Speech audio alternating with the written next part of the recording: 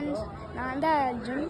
நம்ம இப்போ வீடியோக்குள்ளே போகிறதுக்கு முன்னாடி யாரை பாட்டு உங்களுக்கு பிடிச்சிருந்தா லைக் பண்ணுங்கள், கமெண்ட் பண்ணுங்கள், ஷேர் பண்ணுங்கள்.